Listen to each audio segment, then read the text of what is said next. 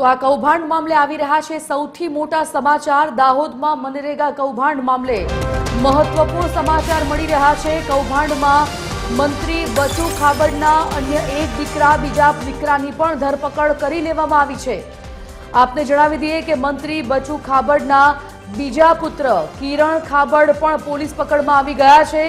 અગાઉ મંત્રી બચુ ખાબડના પુત્ર બળવંત ખાબડની ધરપકડ કરવામાં આવી હતી।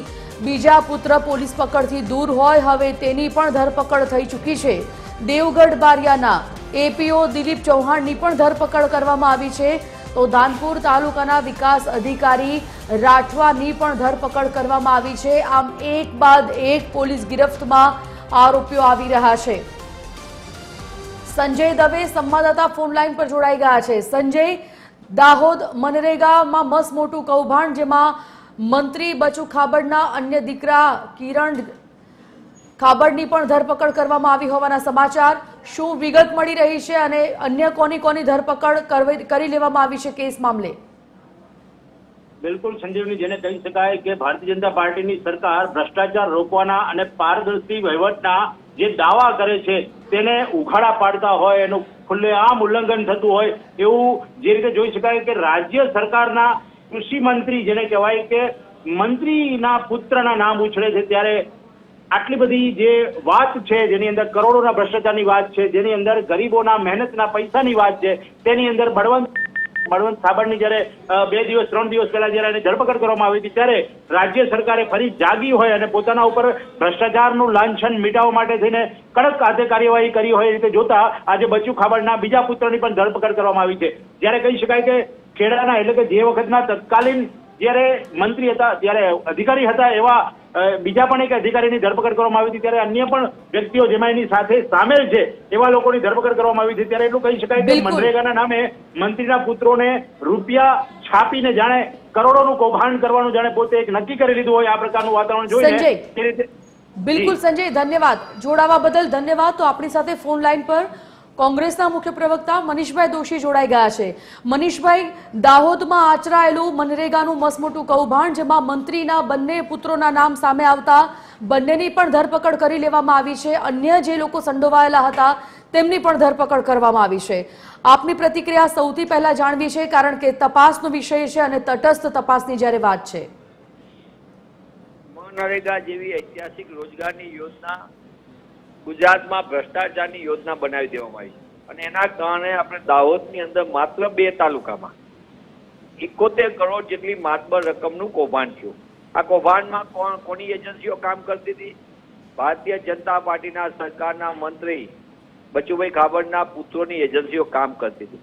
તમે જો અગાઉ પણ આ સરકારમાં છોટાઉદેપુરમાં નકલી કચેરી, આદિવાસી સમાજના કરોડો રૂપિયા ચાઉ કરવાની આખી ગોઠવણ, દાહોદની અંદર મનરેગામાં શ્રમિકો, મહેનત કરનાર ગરીબ વર્ગ કામ કરીને પૈસા મેળવે 100 દિવસનો રોજગાર, એની બદલે બારોબાર કાગળ ઉપર કામ કરી કરોડ રૂપિયા ચાઉ કરવાનું આ કૌભાંડ અને આ મંત્રી પુત્રોનું કૌભાંડ। અને સરકાર તોય છતાં રાજ્યની સરકારના એક પણ પ્રવક્તા મંત્રી કે મંત્રી જવાબ દેવા તૈયાર નથી। બચુભાઈ ખાબર પોતે પાછા પંચાયત મંત્રી છે અને આ બધી વસ્તુ થાય છે ત્યાં કોંગ્રેસ પક્ષ તરીકે અમે માંગ કરી છે। અમે વિધાનસભામાં પણ અમારા વિધાનસભા કોંગ્રેસ પક્ષના નેતા સન્માનીય અમિતભાઈ ચાવડાએ, અમારા ધારાસભ્ય શ્રી ડોક્ટર તુષાર ચૌધરી, કોંગ્રેસ પક્ષ તરફથી ડેલિગેશન આખું કર્યું હતું, ગુજરાત કોંગ્રેસ તરફથી માનનીય શક્તિસિંહજીએ મોકલ્યું હતું અને સ્થળ ઉપર એક પણ કામગીરી ન જોવા મળી। ત્યારે તમામ પુરાવા સાથે જયારે આટલી બધી વસ્તુ ખુલ્લી પડી ગઈ છે સામે, ત્યારે આપના માધ્યમથી માંગ કરું છું કે માનનીય ભાજપા સરકારના મંત્રીઓમાં થોડી પણ નૈતિકતા હોય તો તાત્કાલિક બચુભાઈ ખાબડ રાજીનામું આપે અને રાજીનામું આપે તો રાજ્યના મુખ્યમંત્રીજી બહુ વારંવાર કહે છે મૃદુ ને મક્કમ, તો તેઓ 0 ટોલરન્સની નીતિ હોય તો તાત્કાલિક મંત્રીશ્રીને એમના પદ ઉપરથી દૂર કરે તો તટસ્થ તપાસ થશે। તટસ્થ તપાસ થશે તો અનેક મંત્રી સંત્રી સહિત અનેક ભાજપના આગેવાનોના નામ પણ ખૂટશે। માત્ર 2 તાલુકામાં 71 કરોડનું કૌભાંડ હોય તો સમગ્ર દાહોદ જિલ્લામાં કેટલા કરોડનું કૌભાંડ હશે આપણે સમજી શકીએ છીએ અને રાજ્યની અંદર આ કૌભાંડની તપાસ થાય દરેક જિલ્લાઓમાં મનરેગામાં તો એમાં પણ અનેક કચ્ચા ચીઠા ખુલ્લા પડી જશે। બિલકુલ સંજય, અમારા સહયોગી પણ બીજી એક લાઈન પર છે। સંજય, આપ કઈ પૂછવા માંગો છો મનીષભાઈને? બિલકુલ મનીષભાઈ, જે રીતે કહી શકાય કે લડત આપી છે કોંગ્રેસ અત્યારે તમામ જગ્યાએ, જ્યાં ગ્રાઉન્ડ પણ તમે રિયાલિટી જોઈ છે, ત્યારે એટલું કહી શકાય કે હવે જેટલા કરોડોનું કૌભાંડ થયું છે શું એ ગરીબોના જનતાના પૈસા પાછા લેવા માટે કોઈ કાર્યવાહી કરવામાં આવે? નિશ્ચિતપણે આ કરોડો રૂપિયાનું કૌભાંડ જે આ બારોબાર ચાઉ થઈ ગયા અને સરકારી તિજોરીના નાણાં જે ગરીબ લોકોના મહેનત કરીને પૈસા આપવાના હતા એ પૈસા બારોબાર ચાઉ, અને આવા તો અનેક કૌભાંડો એ ભારતીય જનતા પાર્ટીની સરકારમાં સામે આવ્યા છે.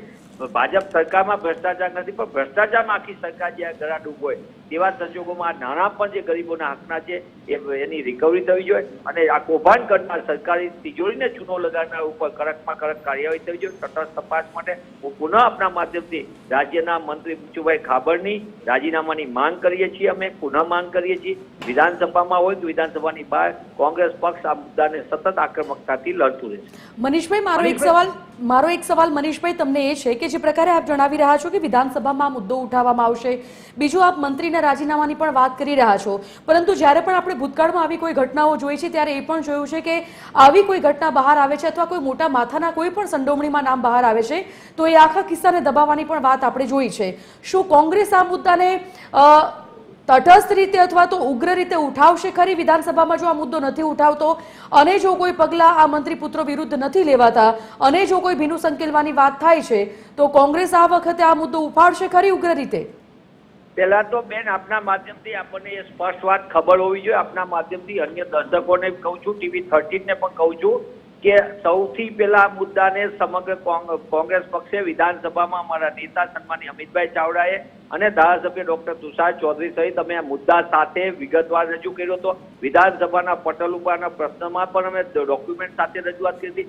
માનનીય મુખ્યમંત્રીશ્રીને પણ કોંગ્રેસ પક્ષ તરફથી વિસ્તૃત રજૂઆત કરવામાં આવી હતી, અને આક્રમકતાથી પુરાવા સાથે એફિડેવિટ સાથે કરવામાં આવી હતી. હું પુનઃ તમને કહું છું, થયેલા કૌભાંડોની એફિડેવિટ કરવામાં આવી હતી ગ્રામીણજનો સાથે, અને ગુજરાત પ્રદેશ કોંગ્રેસ સમિતિના માનનીય પ્રમુખ શક્તિસિંહજી ગોહિલ દ્વારા ઉચ્ચ કક્ષાનું પ્રતિનિધિમંડળ સ્થળ ઉપર તપાસ કરવા માટે મોકલવામાં આવ્યું હતું.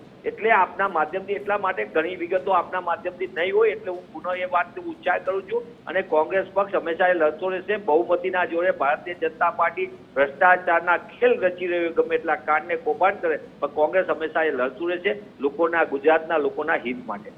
બિલકુલ મનીષભાઈ, આપ અમારી સાથે જોડાયા તે બદલ આપનો ખૂબ ખૂબ આભાર, અને સંજય આપનો પણ આભાર. તો દાહોદ મનરેગા મસમોટું કૌભાંડ કે જેમાં હવે ધરપકડનો દોર શરૂ થઈ ગયો છે.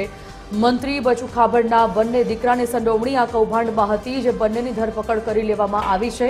બીજા પુત્ર મંત્રી બચુ ખાબડના બીજા પુત્ર કિરણ ખાબડની પણ ધરપકડ કરી દેવાઈ છે.